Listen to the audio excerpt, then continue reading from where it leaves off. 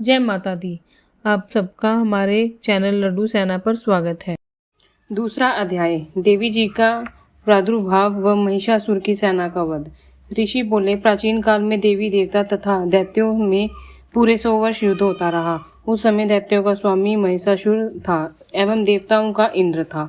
उस संग्राम में देवताओं की सेना महाबली दैत्यों से हार गई। तब सभी देवताओं को जीतकर महिषासुर इंद्र बन बैठा। तब हार कर सभी देवता ब्रह्मा जी को अग्रणी बनकर वहां गए और जहां विष्णु तथा शंकर विराज रहे थे। वहां पर देवताओं ने महिषासुर के सभी उपद्रव एवं अपने पराभव आदि का पूरा वृत्तांत कह सुनाया। उन्होंने कहा कि महिषासुर ने तो सूर्य, अग्नि, पवन, चंद्रमा, यम तथा वरुण इत्यादि अन्य सभी देवताओं के अधिकार छीन लिए हैं। स्वयं ही सबका अधिष्ठाता बन बैठा है। उसने सभी देवताओं को स्वर्ग से निकाल दिया। महिषासुर महादुरात्मा है। देवता पृथ्वी पर मृत्युओं की भांति विचर कर रहे हैं। उसके वध का कोई उपाय कीजिए। इस प्रकार मधुसूदन तथा महादेव जी ने देवताओं के वचन सुने तो क्रोध से उनकी भौहें तन गई। तब भगवान विष्णु के मुख से एक महान तेज प्रकट हुआ। इसी प्रकार ब्रह्मा एवं शंकर के मुख से तेज प्रकट हुआ। दूसरे इंद्र आदि देवताओं के शरीर से भी महान तेज प्रकट हो आया। सभी तेज मिलकर एक हो गए। वह तेज पुंज इतना उग्र था जैसे कि जलता हुआ पहाड़ हो।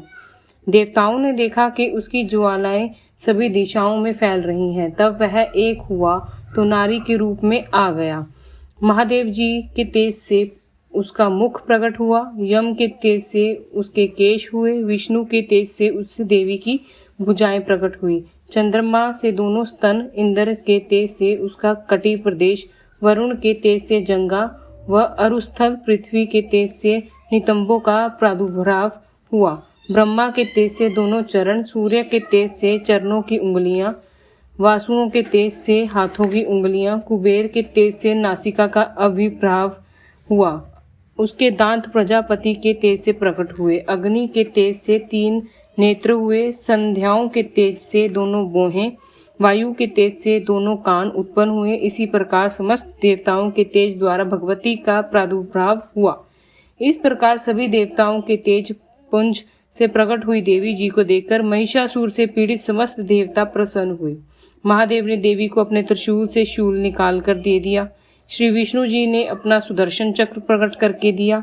वरुण ने शंख तथा अग्नि ने उसे शक्ति दी। मारुत ने उन्हें धनुष्य दिया और बाणों के से भरपूर 2 तरकस दे दिए। देवराज इंद्र ने अपने व्रज से व्रज पैदा करके दिया। फिर सहस्त्र नेत्र इंद्र ने ऐरावत हाथी से घंटा दिया। यमराज ने कालदंड से दंड प्रदान किया। सागरपति रुद्राक्ष माला अर्पित की। ब्रह्मा के कमंडलू भेंट किया। सूर्य ने भगवती के भी रोमकूपों में अपनी किरणों प्रदान की।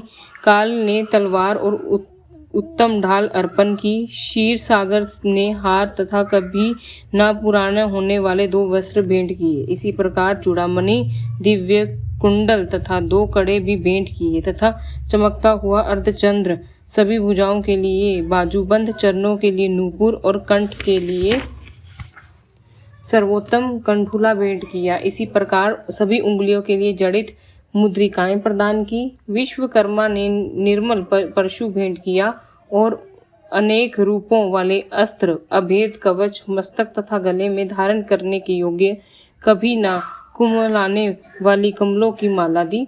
जलादि ने उसे बहुत सुंदर कमल दिया। हिमालय ने वाहन के लिए सिंह एवं भी अनेक प्रकार के रत्न भेंट किए। कुबेर ने सुरा से भरपूर पात्र दिया।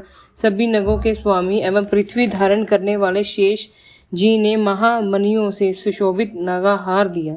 इसी प्रकार सारे देवताओं ने भी भूषण एवं आयुधों के द्वारा देवी जी का सत्कार किया। तत्पश्चात भगवती ने अट्टहास करके ऊंचे स्वर में गर्जना की।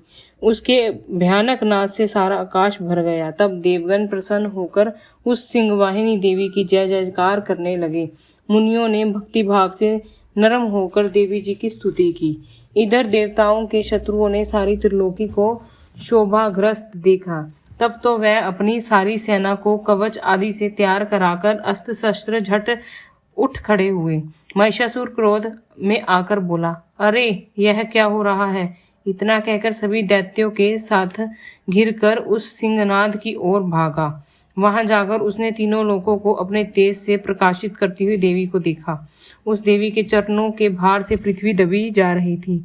माथे के किरीट मुकुट से आकाश पर रेखाएं पड़ती जा रही थी। उसके धनुष्य की टंकार से सातों पाताल शोभाग्रस्त थे। हजारों भुजाओं से भी सभी दिशाओं को ढक कर देवी खड़ी हुई थी। देवी जी के साथ उन दैत्यों का युद्ध आरंभ हो गया। नाना प्रकार के अस्त्र शास्त्रों के प्रहारों से दसों दिशाओं भर गई। शास्त्रों के प्रहारों से दसों दिशाएं भर गई। महिषासुर का सेनापति उस समय चिक्षुर नाम का एक महान दैत्य था। देवी जी के साथ उसी का युद्ध होने लगा। इसी प्रकार अन्य दैत्यों को तथा चतुरंगिनी सेना को साथ लेकर चामर भी युद्ध करने लगा। 60,000 रथियों को साथ लेकर उदर्ग महादैत्य भी युद्ध के वृत्त में हो गया। महाहनु दैत्य 5 करोड़ रथियों के साथ युद्ध में आ गया। 60 लाख रथियों से आवृत वाश्यकल दैत्य युद्ध में उतर पड़ा। प्रवारित दैत्य हाथी एवं घोड़े ने अनेकों सवारों के समूह से घिरा हुआ रथियों के साथ लाकर देवी जी के साथ युद्ध करने लगा। उस रंगांगन में स्वयं महिषासुर की रथों, हाथियों एवं अश्वों की सेना से घिरा खड़ा हुआ। तोमर, बिंदीपाल, शक्ति, मसूल, परशु, पिटीश, खंग आदि शास्त्रों से युद्ध में देवी जी के साथ युद्ध करने लगा। कुछ दैत्यों ने देवी जी पर शक्तियां छोड़ी एवं दूसरों ने पाश फेंके। तब चंडिका देवी ने अस्त्र शस्त्रों की वर्षा करके उन्हें तोड़ डाला। इधर देवी जी का वाहन सिंह भी क्रोध में आ गया। अपने गर्दन के बाल हिलाता हुआ दैत्यों की सेना में इस प्रकार घूमने लगा जैसे कि वन में अग्नि फैलती जा रही हो। उस युद्ध भूमि में युद्ध करती हुई अंबिका ने जितने श्वास छोड़े वे ही झटपट सैकड़ों हजारों गणों के रूप में परिणति हो गए। प्रकट होकर उन गणों ने खंग, बिंदीपाल, परशु, पटीश आदि शास्त्रों के से युद्ध प्रारंभ किया। देवी जी की शक्ति से वृद्धि पाकर वे गण दैत्यों का नाश करने लगे। साथ में दूसरे गण नगाड़े, शंख आदि बजाने लगे। महती प्रसन्नता देने वाले इस युद्ध रूप उत्साह में कुछ एक ने मृदंग बजाए। तभी देवी जी ने त्रिशूल, गदा शक्तियों की वर्षा से, तलवार आदि शास्त्रों से सैकड़ों महान असुर मार डाले और दूसरे कितने ही दैत्यों को घंटा के भद्रपद नाद से मूर्छित करके मारकर गिरा दिया। मारे दैत्यों को पाद से बांधकर पृथ्वी पर घसीट डाला। कितने तो गदा की चोट से घायल होकर पृथ्वी पर सो गए। मसूलों के प्रहार से कई एक रुधिर वमन करके लगे एवं कई एक शूल द्वारा वृक्ष स्थल फट जाने से पृथ्वी पर सो गए। कितने ही दैत्य बाणों की वर्षा द्वारा युद्ध करते हुए प्राण छोड़ने लगे।